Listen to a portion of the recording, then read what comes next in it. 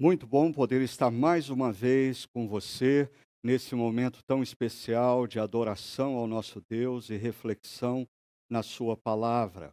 E eu gostaria de lembrá-lo que, se esse encontro tem sido precioso para a sua vida, abençoador para a sua família, que você não deixe de compartilhá-lo com amigos e parentes. Você pode compartilhar o encontro todo ao longo do dia de hoje e a partir de amanhã você pode compartilhar apenas a mensagem. Mas esteja atento a toda e qualquer dúvida que emergir, todo e qualquer comentário que você entender ser importante para integrar essa reflexão.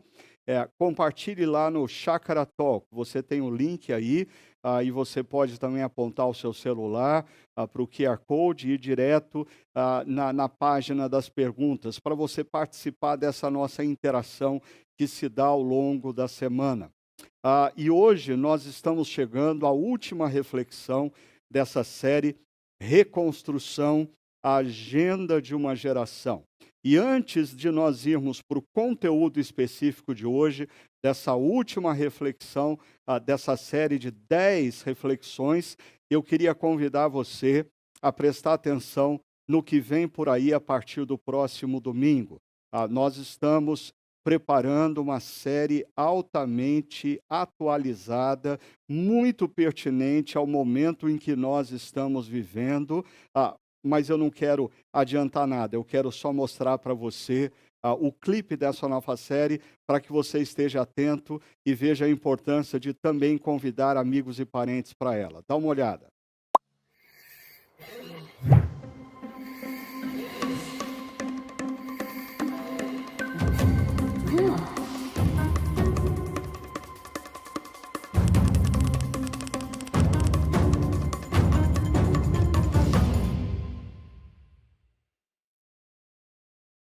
Excelente, hein? Se você ainda não viu o documentário da Netflix chamado Dilema das Redes, eu convido você a dar uma olhada e a refletir, e paralelamente à série de reflexões que nós vamos ter sobre o lugar do discípulo nesse contexto, nesse mundo das redes sociais, nós vamos também pensar em algumas atividades e algumas palestras especiais que teremos ao longo das semanas. Então, se prepare, no próximo domingo começamos essa nova série. Bem, vindo ao conteúdo dessa nossa última reflexão. Hoje nós vamos conversar sobre o desafio de, nessa agenda de reconstrução, nós, como discípulos de Jesus, nos comprometermos com a justiça, com a justiça. Esse é um tema que, quando nós falamos de realidade brasileira, a injustiça no Brasil, ela tem basicamente duas grandes fontes. A primeira delas é a desigualdade social. O nosso país é o sétimo país com a maior desigualdade social no nosso mundo atual. Sétimo país com maior desigualdade, ou seja, a distância entre os mais ricos e mais miseráveis. Nós ocupamos a sétima posição mundial.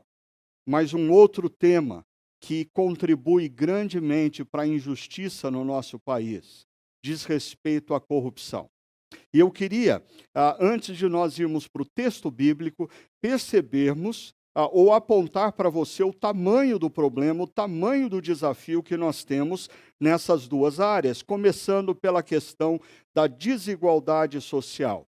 A revista Veja publicou uma matéria no último mês de julho de 2020 com esse título: Como a pandemia amplia a crise da desigualdade social no Brasil e no mundo. Especialistas estão alertando para esse detalhe, que a pandemia gerou uma intensificação do distanciamento entre os mais ricos e os mais pobres do mundo. Mas nessa reportagem aparece um gráfico que, para mim, ele é muito elucidativo. Nesse gráfico, o Brasil está aqui nessa segunda coluna, e esse gráfico aponta o seguinte: que a renda média do 1% da população mais rica no Brasil, a renda média desse 1% mais rico do Brasil é 85 vezes a renda média dos 50% mais pobres do Brasil. Eu vou repetir. A renda média do 1% mais rico do Brasil é 85 vezes maior do que a renda média dos 50% mais miserável e pobre do nosso Brasil. Se você ver a comparação com os países europeus, a renda média dos mais ricos é 25 vezes maior do que a renda média dos mais pobres. O nosso país, 1% dos mais ricos tem 85 vezes mais do que os 50% mais pobres. Além do desafio da desigualdade social, um outro desafio que nos envolve, que nos assombra no Brasil, é o desafio relacionado à corrupção. E é interessante porque quando essa pandemia emergiu, nós pensamos, nós vamos viver um momento de muito sofrimento, de muita dor, isso vai gerar solidariedade, isso vai gerar pessoas que pensem mais seriamente no próximo, com seriedade e compaixão. No entanto, a revista Época publicou uma reportagem que diz a pandemia como brecha para a corrupção no Brasil. E dentre várias situações em que a revista Época aponta nessa reportagem, deixa eu citar para vocês duas que talvez nem apareçam nos noticiários nacionais, que estão concentrados nos grandes casos de corrupção envolvendo governadores de importantes estados da nossa federação. Mas olha só, se nós pegarmos a Paraíba, um estado no Nordeste brasileiro e uma cidadezinha que talvez a grande maioria de vocês nunca ouviu falar, Lagoa de Dentro, ou uma outra cidade, Aroeiras. Nessas duas cidades, os seus prefeitos, logo no início da pandemia, eles decidiram imprimir cartilhas informativas sobre a Covid-19. Isso teria sido um ato muito bom e de boa gestão se o Ministério da Saúde já não estivesse oferecendo essas mesmas cartilhas gratuitamente para todos os municípios brasileiros. Aí, é claro, quando a Polícia Federal foi investigar, descobriram, inclusive, que a gráfica que supostamente imprimiria essas cartilhas nem mesmo existia. Mas se nós sairmos do Nordeste, de uma cidadezinha, duas cidades pequenas, e formos para o sul do país, em Santa Catarina, também, logo no início da pandemia, todos assustados e querendo se preparar da maneira apropriada para o enfrentamento, o governo do estado decide comprar, com uma empresa chamada VeigaMed, respiradores, porque todos estavam em busca de respiradores. Essa VeigaMed tinha a sua sede em duas cidades do Rio de Janeiro, a Nilópolis, na Baixada Fluminense, e Macaé. Interessante, oficialmente, a dona dessa empresa tinha trabalhado nos últimos anos apenas como motorista e datilógrafa. Ela nunca teve competência para atuar como uma empresária. Ela trabalhava como motorista de uma van escolar e datilógrafa num escritório. Interessantemente ou não, os galpões dessa empresa pertenciam a um deputado estadual do Rio de Janeiro, e o representante comercial dessa empresa, quem aparecia nas negociações dessa empresa, era um vereador de São João do Meriti, no Rio de Janeiro, e o representante da importadora dos respiradores era o filho de um bispo, de uma igreja evangélica, de uma grande igreja evangélica que surgiu no Centro-Oeste e hoje se espalha por todas as partes do Brasil, o filho desse bispo que lidera essa grande denominação. Era um intermediador junto a essa importadora. Não preciso nem dizer para vocês que esses respiradores nunca foram entregues, mas o dinheiro desses respiradores foram pagos à vista a essas pessoas. Uma outra reportagem da revista Veja, aí sim aponta casos que nós estamos acompanhando na grande mídia. 6 governadores são investigados pela Polícia Federal por fraudes na pandemia. Aí eu não estou querendo fazer teste oftalmológico com vocês, então talvez vocês não consigam enxergar aqui a quantidade estimada do desvio de verba, mas são 4 bilhões. 4 bilhões. Às vezes a gente escuta essas palavras e a gente precisa ver em números. Sabe o que eu descobri essa manhã?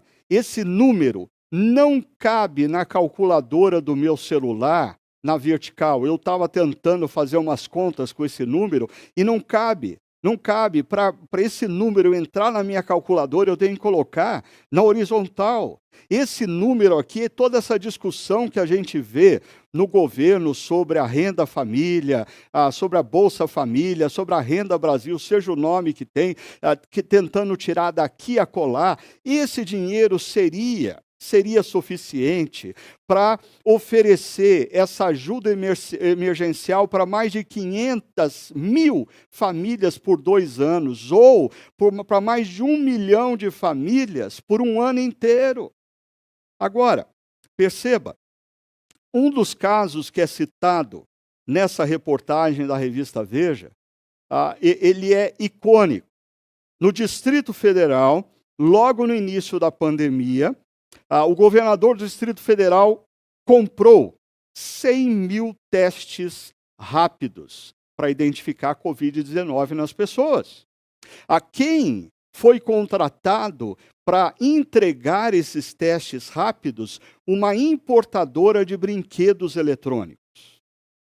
E mais, depois que os testes, esses foram entregues, eles foram utilizados, mas num determinado momento se descobriu que os testes eram para hepatite C. Nada tinham a ver com Covid-19. Deixa eu chamar a sua atenção para o texto, 2 parágrafos dessa reportagem. Por favor, leia aqui comigo esses 2 parágrafos. Enquanto o país contabilizava as primeiras vítimas da doença, políticos desonestos, funcionários públicos corruptos, empresários inescrupulosos e aproveitadores em geral já estavam a postos em todos os cantos, tramando uma forma de ganhar algum à custa do sofrimento alheio, mirando, como sempre, os cofres públicos. Mais da metade do dinheiro que foi enviado para ações sanitárias, eu vou repetir, mais da metade do dinheiro que foi enviado para ações sanitárias acabou ilegalmente no bolso de alguém. Os inquéritos envolvem mais de 300 pessoas, entre servidores públicos, empresários, vereadores, prefeitos, deputados estaduais e federais e pelo menos 6 governadores. O que mais me impressiona nessa informação é essa insistência de pessoas vinculadas ao poder público, envolvida na corrupção, o que faz com que a gente chegue à conclusão que a corrupção não é derivada da falta de dinheiro ou falta de recurso financeiro de uma família. Por quê? Porque essas pessoas ligadas ao poder público, é constatado hoje os maiores salários do nosso país, as maiores aposentadorias, os super salários da nossa nação estão ligados ao poder, principalmente judiciário e legislativo do nosso país. Diante disso, é impossível nós não nos lembrarmos de uma frase muito conhecida, proferida pelo jurista e político brasileiro Rui Barbosa: de tanto ver triunfar as nulidades, de tanto ver prosperar a desonra, de tanto ver crescer a injustiça, de tanto ver agigantarem-se os poderes nas mãos dos maus, o homem chega a desanimar da virtude e rir-se da honra e ter vergonha de ser honesto. Quem aqui, no nosso Brasil, já não teve vergonha de ser honesto? Quem aqui, ouvindo os noticiários locais e nacionais, já não foi tomado por uma desesperança acerca da sociedade brasileira, devido a essa corrupção sistêmica que nos envolve de norte a sul do país, nos 3 poderes? Diante disso, eu queria, nessa última reflexão, conversar com vocês sobre o nosso compromisso como discípulos, com a justiça. Mas lembrando, primeiramente, que justiça é uma virtude que deve ter implicações na nossa vida social, mas também na nossa vida pessoal. Por que eu estou enfatizando isso? Porque eu conheço pessoas que falam muito bonito acerca de justiça social. Eu conheço pessoas que escrevem muito sobre justiça social. Eles são enfáticos, eles são agressivos para acusar a injustiça social do nosso país, mas isso não tem implicações para a sua vida pessoal.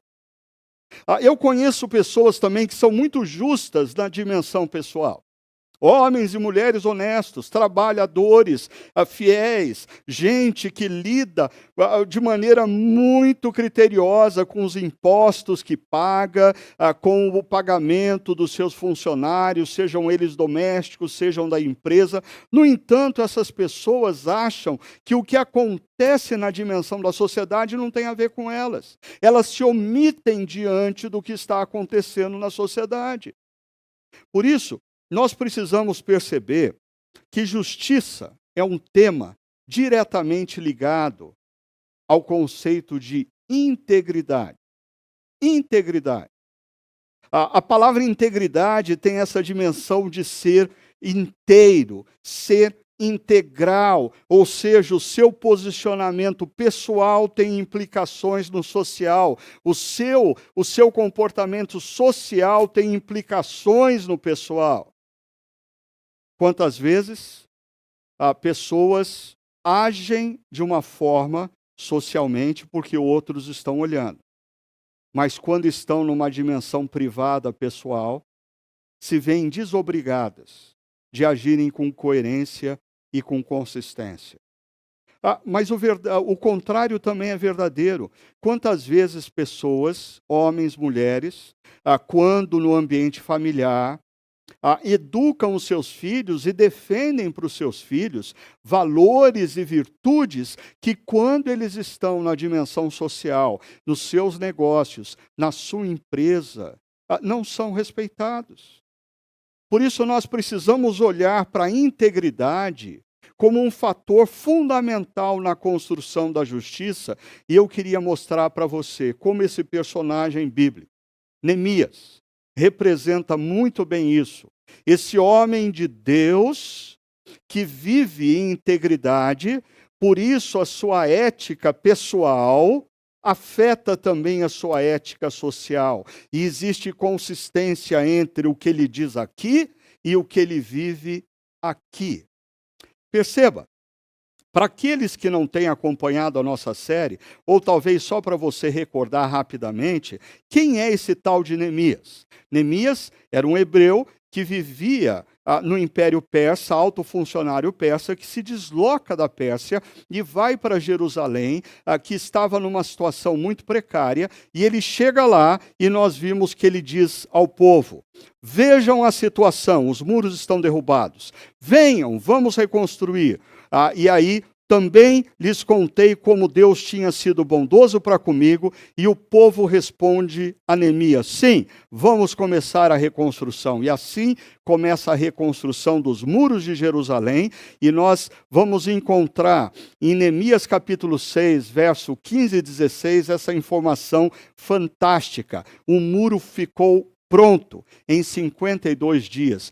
Um muro que estava derrubado há mais de um século foi reconstruído em 52 dias. E Neemias diz com isso: quando nossos inimigos souberam disso, perceberam que a obra havia sido executada com a ajuda, com a bênção do nosso Deus. Mas perceba, a obra foi executada, existe trabalho. Deus abençoa o trabalho. Deus abençoa o que nós fazemos. Existem muitas coisas na vida que nós já sabemos o que precisamos fazer na nossa família, na relação com filhos, com esposa, marido, no emprego, com o nosso funcionário ou com o nosso chefe, mas nós precisamos fazer, nós precisamos ter atitudes que Deus vai nos abençoar. Eles fizeram a obra e Deus abençoou aquela obra. Agora, o que acontece nesses 52 dias,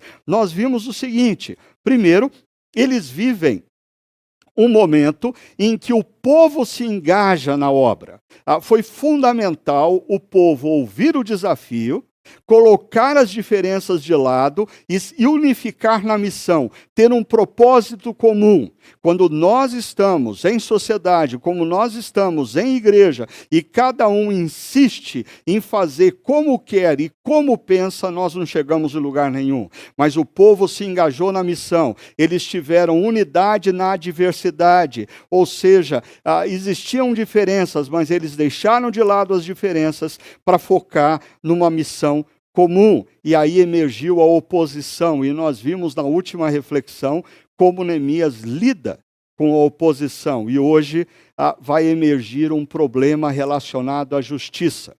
E nós vamos ver como Neemias lida com essa questão de justiça, na dimensão social, como também na dimensão pessoal. Então vamos lá. Vamos começar pelo problema. Deixa eu apontar para você qual foi o problema que emergiu enquanto o povo estava trabalhando nos muros. Acompanhe comigo. Assim que o PowerPoint abrir aqui outra vez, que a gente teve uma dificuldade outra vez. O povo procura Neemias porque está acontecendo uma situação. Pessoas estão passando fome. E veja só, agora sim, ok? O problema, vamos lá. Ora, o povo, homens e mulheres, o povo começou a reclamar muito de seus irmãos judeus. Perceba que a reclamação é de judeu para judeu. Por quê? Acompanhem comigo. Primeiro, alguns chegam e dizem: nós precisamos comer trigo, nós estamos passando necessidade, nós precisamos de dinheiro para comprar trigo para poder se alimentar. Um segundo grupo vem e diz: e mais, nós tivemos que penhorar nossas terras para comprar o trigo, porque nós não tínhamos dinheiro para comprar o trigo. Nós tivemos que penhorar nossas terras e agora nós ficamos com uma dívida no Banco de Jerusalém.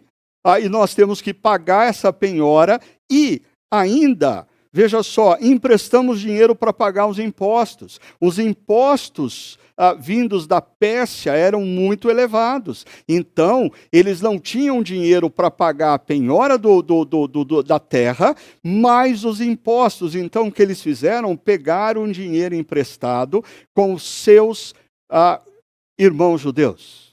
Mas esses irmãos judeus, ao invés de emprestar esse dinheiro, e no Antigo Testamento o empréstimo deveria ser um ato de generosidade, juros não deveriam ser cobrados. O que eles fazem? Esses homens que emprestam com juros altíssimos. Consequentemente, aqueles que não podiam pagar os juros, ou não podiam pagar a penhora do seu terreno, ficavam endividados e tinham que entregar os seus próprios filhos e filhas para trabalharem como servos para os seus credores.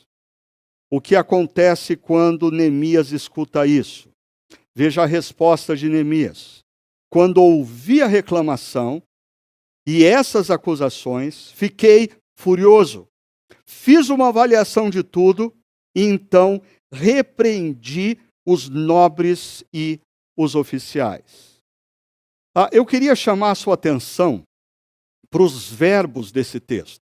É interessante, quando você estiver lendo a Bíblia, uma das coisas importantes para você interpretar o texto é você estar atento às preposições, às conjunções, aos verbos, às ações de cada período e de cada parágrafo. Veja comigo. O primeiro verbo que aparece é o verbo ouvir. Quando ouvi, fiquei furioso, fiquei indignado. Mas Neemias faz uma avaliação, ele para pensar. E o último verbo, repreendi quem? Os nobres e os oficiais. Aqueles que estavam oprimindo o povo, aqueles que estavam cobrando altas taxas de juros, aqueles que ao invés de demonstrarem generosidade pelos que estavam sofrendo numa situação de crise, estavam explorando os que estavam sofrendo. Eu queria colocar esses 4 verbos como 4 ações que nós precisamos, como discípulos de Cristo, fazer, praticar num país de injustiça social. A primeira ação é ouvir. E está relacionado a não só ouvir, mas ver. Nós precisamos olhar para a situação que nós nos encontramos e perceber o que está acontecendo. Neemias viu o que estava acontecendo com os muros. Neemias ouviu o clamor da população. O texto bíblico que conta o êxodo do povo hebreu do Egito diz que Deus ouviu o clamor do povo que estava sofrendo.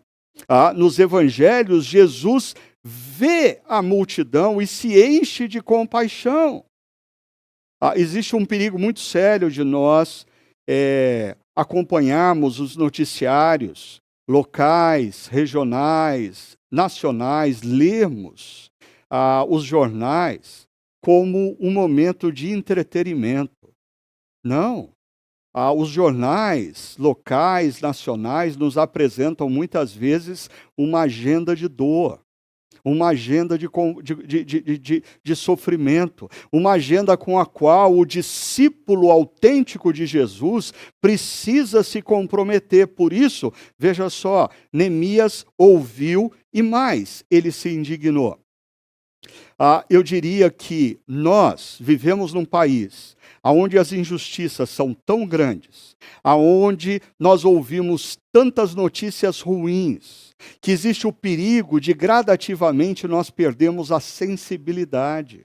As coisas não nos emocionam mais, as coisas não nos chocam mais. As notícias sobre a violência urbana não nos choca, a notícia sobre a fome em cantos do nosso país não nos traz impacto, nós vamos perdendo a sensibilidade e vamos nos tornando apáticos. Mas perceba, Neemias teve a capacidade de se indignar com a situação. Ele sentiu algo diante do que ele viu e ouviu. A quarta ação, a reflexão. Porque indignação tem a ver com ira. E o Novo Testamento diz que nós não devemos dar lugar à ira.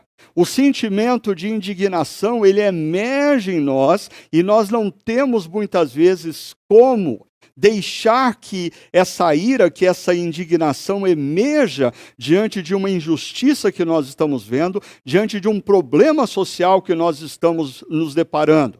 No entanto, a palavra de Deus diz que nós devemos nos irar, mas não pecar. Ou seja, não dá espaço para a ira. Neemias, ele vai se indignar com a situação, mas ele para pensar e refletir sobre aquele problema. Porque o problema é que quando nós nos movemos da indignação para a ação, nós cometemos injustiças. E aí, muitas vezes, como alguém movido a defender quem está sendo injustiçado, nós nos tornamos instrumentos de injustiça.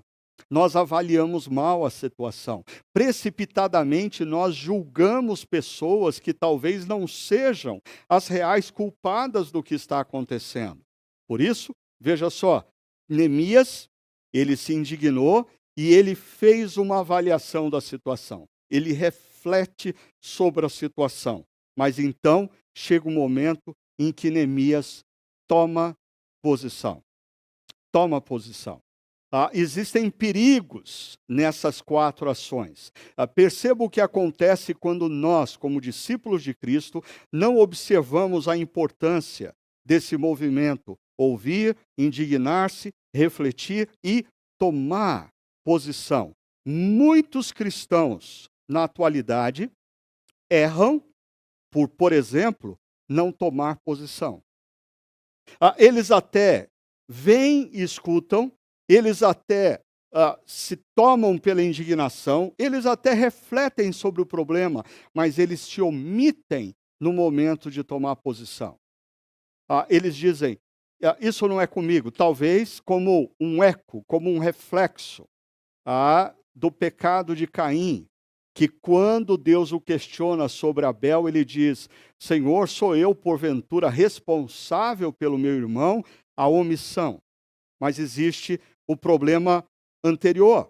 Como eu disse, a reação impulsiva. Quando você vê ou escuta, é tomado pela indignação, mas você não tem tempo de reflexão, você não busca sabedoria para entender aquela situação, e aí muitas vezes a sua impulsividade fere, a sua impulsividade faz vítimas, a sua impulsividade gera decisões equivocadas, a sua impulsividade faz mau juízo da situação. Mas um problema anterior é quando nós ouvimos o clamor das pessoas, quando nós vemos o sofrimento das pessoas, mas nós não sentimos nada por aquilo. Em outras palavras, nós fomos tomados pela apatia, que é o oposto da empatia. Nós não sentimos mais, a gente percebe o sofrimento, vê, escuta falar sobre ele, mas nós nos tornamos apáticos, nós não sentimos compaixão, como Neemias sentiu compaixão ao ouvir da situação de Jerusalém, como Jesus foi tomado pela compaixão quando viu as multidões aflitas e exaustas sem pastor. E um último problema é quando nós optamos pela alienação. Aí eu às vezes escuto gente orgulhosa pelo fato de que decidiu desligar a televisão, desligar o rádio e não ouvir mais jornal. Ou seja, como se isso resolvesse o problema. Não. Aí nós ganhamos mais um discípulo de Cristo que não faz diferença nenhuma na história, porque ele está alienado dos problemas, ele está alienado das agendas que estão emergindo na nossa sociedade. O que Jesus espera de um discípulo é que ele escute acerca do sofrimento, escute o clamor das pessoas que estão sofrendo e sendo injustiçadas, seja capaz de se indignar pela injustiça, tenha sensibilidade para com o mal que nos acomete na sociedade, reflita sobre isso, busque sabedoria para saber como enfrentar essa situação e tome posição. Eu queria fazer menção de uma frase do reverendo Martin Luther King, que ele diz assim, leia comigo: chega um momento em que temos de tomar uma posição que não é nem segura, nem política, nem popular, mas que deve ser tomada porque a consciência nos diz que isso é o certo. No dia 25 de maio desse ano, todos nós ficamos chocados com o acontecimento no qual se deu a morte de George Floyd. Um policial colocou o joelho sobre o seu pescoço e 8 minutos e 46 segundos depois, ele morreu. 8 minutos e 46 segundos depois que aquele policial pressionou o seu joelho no pescoço de George Floyd. Eu sei, essa cena chocou, e espero que tenha chocado, porque senão nós estamos sendo tomados pela apatia. Chocou a mim, a você, chocou ao mundo. Mas o que para mim é surpreendente é lembrar que naquele mesmo instante, 3 policiais simplesmente observaram a cena. Eles observaram durante 8 minutos e 46 segundos. Eles não tomaram posição. Me preocupa o fato de que nós estamos vivendo num mundo onde mais e mais pessoas no trabalho, na escola, na família, no dia a dia, se deparam com situações de injustiça, mas não entram no mérito. Mas não vou me envolver nisso porque não me diz respeito. Mas eles que se entendam. 8 minutos e 46 segundos.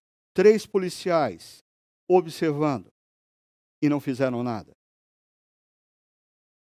Ou seja, a morte daquele homem não é decorrente tão somente do policial que colocou o joelho no seu pescoço. A morte daquele homem é decorrente da omissão de outras 3 pessoas que viram, mas não tomaram posição sobre a situação. Bem, vamos ver então como Neemias confronta. Neemias toma posição e como ele confronta os nobres. Veja comigo o verso 7 e 8, ele diz assim: vocês estão cobrando juros dos seus compatriotas, agora vocês estão até vendendo os seus irmãos. São 2 frases que eu tirei, uma do verso 7, outra do verso 8. E no verso 9 ele diz: o que vocês estão fazendo não está certo. Ele toma posição. Vocês devem andar no temor do nosso Deus, para evitar a zombaria dos outros povos. E aqui nós temos um conceito que eu diria que na fé evangélica do nosso país tem passado a quilômetros e quilômetros de distância da maioria das igrejas e pessoas que se afirmam cristãs. Qual é esse conceito? A nossa fé pessoal, ela tem implicações na minha vida social. Se eu não estou comprometido com a justiça no meu dia a dia, é porque a minha fé, como diz Tiago, é morta, ela não existe. A fé verdadeira, a fé genuína, tem implicações da maneira como eu trato o meu funcionário, a maneira como eu lido nos meus negócios, a maneira como eu faço contratos com o governo ou com empresas. Não existe a possibilidade de eu dizer que eu tenho fé genuína em Deus, o Deus criador dos céus e da terra, o Deus que tem uma moral estabelecida e revelada nas Escrituras, e a minha prática social ser oposta, inconsistente. Neemias diz para aqueles nobres: vocês precisam ter temor de Deus. Temor de Deus nós temos tanto na dimensão social como na dimensão pessoal. Por quê? Porque muitas vezes nós agimos de uma determinada forma quando os nossos irmãos e irmãs da comunidade cristã não estão nos vendo. Então, nos nossos negócios, nós agimos de uma determinada maneira. Na nossa empresa, nós tratamos as pessoas com um determinado nível de educação não muito alto. Mas na igreja é a paz do Senhor, meu irmãozinho. Deus te abençoe, que o Senhor esteja contigo. Muitas vezes, essa mudança de comportamento nem precisa da distância entre o domingo e a segunda-feira, entre a igreja e a empresa. Às vezes muda do salão da igreja onde se dá a reunião para dentro do carro, a maneira como trata a esposa, o marido ou os filhos. Perceba, Neemias diz: vocês estão fazendo com que o nome de Deus seja motivo de zombaria dentro do povo. Quantas pessoas na sociedade brasileira não têm zombado da fé cristã, principalmente a fé evangélica, pelas notícias que elas leem no jornal? Há evangélicos, pessoas que se dizem cristãs, que agem socialmente de uma maneira disfuncional, completamente distante dos valores de Deus, completamente desconectada dos princípios bíblicos. O que essas pessoas estão gerando? Zombaria. Por quê? Porque no fundo elas não temem a Deus, o Deus que a tudo vê. Você pode esconder o que você está fazendo do seu cônjuge, dos seus filhos, das pessoas do trabalho, dos irmãos e irmãs da igreja, mas você não pode esconder de Deus. E Neemias diz: vocês precisam ter temor a Deus, porque a falta de temor a Deus tem gerado zombaria dentre os povos. Lembre-se, Mateus capítulo 5, verso 16, no Sermão da Montanha, Jesus diz: assim brilhe a luz de vocês diante dos homens, para que vejam as suas boas obras e glorifiquem o Pai de vocês que está nos céus. Perceba a relação. Neemias diz: vocês não estão temendo a Deus, por isso vocês estão gerando zombaria dos povos. Jesus diz: vocês devem ter boas obras, e se vocês tiverem boas obras, as pessoas vão glorificar o Pai de vocês que está nos céus, ao invés de zombar da sua fé. Mas Neemias continua dizendo: devolvam-lhes imediatamente as suas terras, suas vinhas, suas oliveiras e as suas casas, e também os juros que cobraram deles. Esse verso me lembra um pouco a manifestação de Zaqueu, o publicano, diante da pessoa de Jesus. O amor de Jesus, o que ele fez por nós naquela cruz, quando nós compreendemos que nós éramos devedores e não tínhamos como pagar a dívida para com Deus, mas Deus entrou na história na pessoa de Jesus e naquela cruz ofereceu o seu próprio filho para pagar a nossa dívida e nos ofereceu perdão, graciosamente, porque nós não éramos merecedores desse amor. O amor de Deus oferecido por nós na cruz nos constrange, a ponto de Zaqueu, o publicano, quando foi impactado pelo amor de Jesus entrando na sua casa, disse: eu vou devolver tudo quanto eu cobrei indevidamente das pessoas. Neemias diz a esses homens: devolvam imediatamente as terras, as vinhas, as oliveiras, as casas. E antes que eu me esqueça, os juros que vocês cobraram dos seus irmãos, devolvam a eles. O que Neemias está fazendo é antecipando o ano do jubileu. Porque no ano do jubileu era o ano onde as dívidas eram perdoadas, é onde a terra que tinha sido dada como parte do pagamento de dívida voltava ao proprietário original. O que Neemias está dizendo é: vocês não percebem que Deus está se manifestando de maneira poderosa na vida de vocês, na reconstrução desses muros? O amor de Deus por vocês não constrange vocês. Se vocês compreenderam o tamanho do perdão de Deus oferecido naquela cruz, olhe para os seus irmãos, olhe para as suas irmãs e tenham a capacidade e a coragem de oferecer perdão. Perdão de dívida. Eu fico pensando se passa pela nossa cabeça que num momento de crise como a que nós estamos vivendo, talvez Deus esteja desafiando alguns de nós a perdoarmos a dívida de uma outra pessoa. Ela não vai ter como pagar, ok. Ela deveria ter pensado bem antes de pedir emprestado.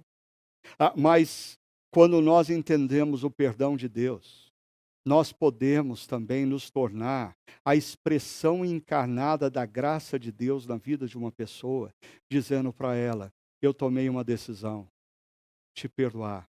Reconstrua sua vida a partir daqui. Você não tem mais dívida para comigo.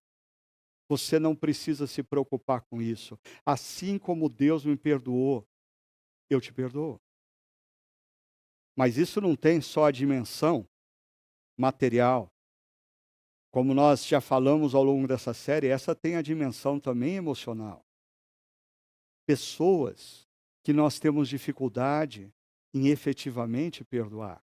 Agora, eu coloquei um item aqui que talvez você que é mais atento está se perguntando: o que o Pentecostes tem a ver com isso aqui? O ano do jubileu nunca foi observado, nunca foi cumprido pelo povo judeu. O único momento em que o ano do jubileu realmente se manifesta na história é em Atos capítulo 2, quando o Espírito Santo de Deus é derramado sobre a igreja, e aí eles pegavam as suas propriedades, vendiam e ofereciam àqueles que não tinham condição de viver, e diz o texto que não havia qualquer necessitado entre eles. Por quê? Porque o ano do jubileu acontece quando o Espírito Santo é derramado sobre a igreja. Mas aí me surpreende o seguinte: quantas igrejas que se gloriam de serem alvo de uma ação poderosa do Espírito Santo, que evidenciam tanto a questão do poder do Espírito Santo, são as igrejas nas quais existem pessoas que mais e mais defendem o acúmulo de bens, a prosperidade e mais, a ostentação desses bens, a começar dos seus pastores e líderes. Que ação do Espírito Santo é essa que faz com que a desigualdade social se intensifique ao invés de ser diluída? Que ação do Espírito Santo de Deus faz com que homens e mulheres desejem mais e mais riqueza e prosperidade, acúmulo de bens, em detrimento da pobreza e miséria dos seus seguidores? Veja só, Neemias envolve os sacerdotes nessa questão. Ele diz: então convoquei os sacerdotes, os representantes da religião, e os fiz declarar sob juramento que cumpririam a promessa feita. Em outras palavras, os sacerdotes seriam responsáveis de zelar para que os nobres de Jerusalém cumprissem a promessa, que perdoassem dívidas, que distribuíssem o que eles tinham em excesso para aqueles que não tinham nem mesmo o que comer. Em outras palavras, se os sacerdotes representavam Deus na vida do povo, os sacerdotes deveriam lembrar constantemente o povo acerca dessa realidade. Mas um detalhe que eu não queria que passasse desapercebido para você: se no Antigo Testamento nós temos um grupo que é chamado de sacerdote, no Novo Testamento, em 1 Pedro capítulo 2, verso 9, Pedro diz que nós, absolutamente todos aqueles que olharam para a cruz de Cristo, compreenderam o que ali aconteceu, se rendeu ao amor de Deus, abraçou o perdão de Deus e se tornou discípulo de Cristo, absolutamente todos nós somos sacerdotes. Em outras palavras, nós devemos viver na história com a missão de resguardar, primeiro, nas nossas vidas, os valores de Deus.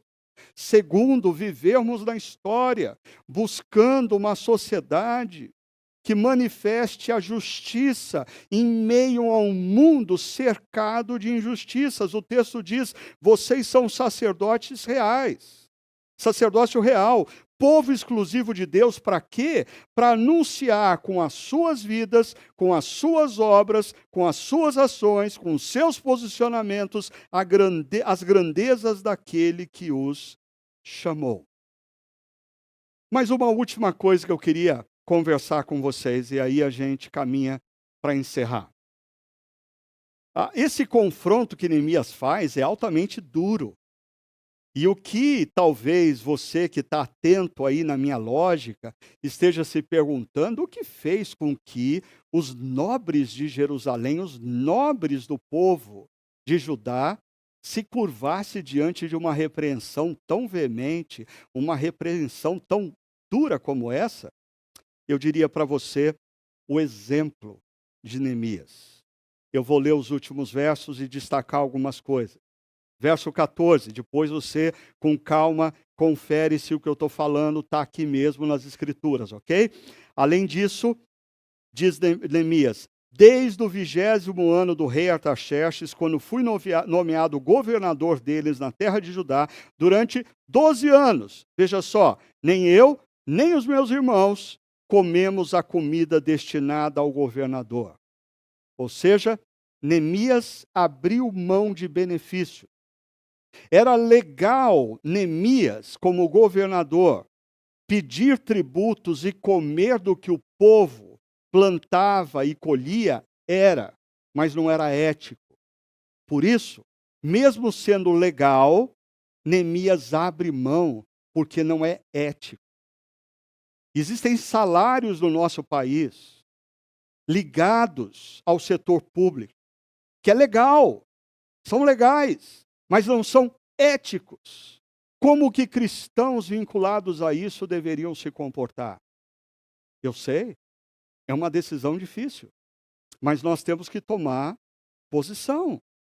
Mas o texto continua dizendo no verso 15, mas os governadores anteriores, eles agiam diferentemente. Aqueles que me precederam puseram um peso sobre o povo, até os seus auxiliares oprimiam o povo. Olha que interessante, não muda a realidade, só muda o tempo, só muda o endereço.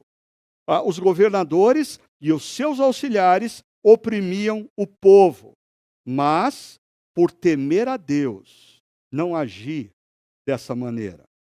O que distinguia Neemias dos governadores anteriores não era o partido político, não era a sua posição de direita ou de esquerda.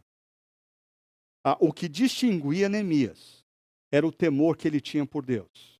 E o temor que ele tinha por Deus fazia com que a vida, os posicionamentos dele no privado fossem tão consistentes e sérios como os posicionamentos no setor público, na vida social. Coerência. Ainda, verso 16 diz, ao contrário, eu mesmo me dediquei ao trabalho nesse muro. Ou seja, Neemias dá o exemplo de engajamento. Todos os meus homens de confiança foram reunidos ali para o trabalho. E um detalhe interessante, não compramos nenhum pedaço de terra. Talvez passe desapercebido quando você lê isso aqui. Mas o que significa isso? Neemias não se envolveu com especulação imobiliária. Neemias tinha uma informação privilegiada. A cidade de Jerusalém, que os muros estavam derrubados e, consequentemente, os terrenos estavam baratos, teria uma supervalorização em 52 dias. Sabe o que Neemias fez? Ele não adquiriu propriedade. Ele não participou da especulação imobiliária. Ele tinha informação privilegiada, mas não fez uso disso para benefício próprio.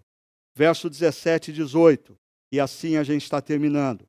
Além do mais, 150 homens entre judeus do povo e seus oficiais comiam à minha mesa, como também pessoas das nações vizinhas que vinham visitar-nos. Todos os dias eram preparados, perceba essa última frase, à minha custa.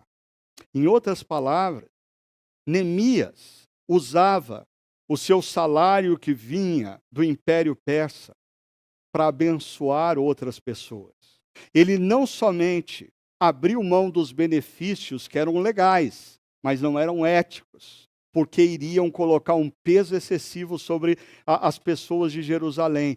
Mas ele também usa os recursos que ele recebe do Império Persa para abençoar outras pessoas. A generosidade. Generosidade é parte integrante de um discípulo de Cristo engajado na justiça social. Por que eu digo isso? Às vezes eu vejo que muita gente que tem discurso pró-justiça social é tão bélico, promove tanto ódio, gera tanto mal na vida dos outros. Neemias, ele usa a vida dele, o que ele tem, para abençoar outros. A generosidade fazia parte da construção da justiça na vida de Neemias e da sociedade. Assim, nós temos em Neemias um exemplo de como nós podemos viver com integridade pessoal e comprometido com a justiça social. Mas Neemias nada mais é do que sombra do que Jesus viria a ser. E Jesus, quando entra na história como Deus encarnado, ele vive em integridade pessoal. E ele acolhe os aflitos, ele acolhe os famintos, ele acolhe aquele que tem necessidade de cura, ele impacta a vida de homens ricos e ligados ao poder, como Zaqueu, o publicano, para promover também a dimensão da justiça na sociedade. Assim, eu termino com uma frase do Dr. Martin Luther King. A primeira delas é bem conhecida de todos vocês. Ele diz: o que me preocupa não é o grito dos maus, é o silêncio dos bons. Nossas vidas começam a terminar no dia em que permanecemos em silêncio sobre as coisas que importam. Eu queria parafrasear o Dr. Martin Luther King nesse último momento dessa série Reconstrução, a agenda de uma geração, dizendo: o que mais me preocupa não é a visibilidade daqueles que promovem o mal na sociedade brasileira. O que mais me preocupa é a omissão, é a apatia daqueles que se dizem discípulos de Cristo no nosso país. Ainda, as nossas vidas como discípulos e, consequentemente, a nossa missão começa a perder a relevância no dia em que, diante de erros, equívocos e injustiças, nós simplesmente nos calamos e não fazemos nada para mudar a situação, seja na dimensão da nossa vida pessoal, familiar, no nosso espaço de trabalho ou na sociedade como um todo. Nós estamos prestes a elegermos novos prefeitos, novos vereadores. Cuidado, que a sua fé num Deus justo mova o seu coração a buscar, por mais difícil que lhe pareça, homens e mulheres comprometidos com a justiça. E que essa justiça não seja expressa apenas nos nossos votos, seja expressa nas nossas vidas, na maneira como nós nos relacionamos com aqueles que nos cercam. Lembre-se, escute acerca do sofrimento. Exercite o seu coração para sentir a dor do outro. Avalie com profundidade e tome posição. Que Deus o abençoe na sua caminhada como discípulo do nosso amado e justo Jesus Cristo.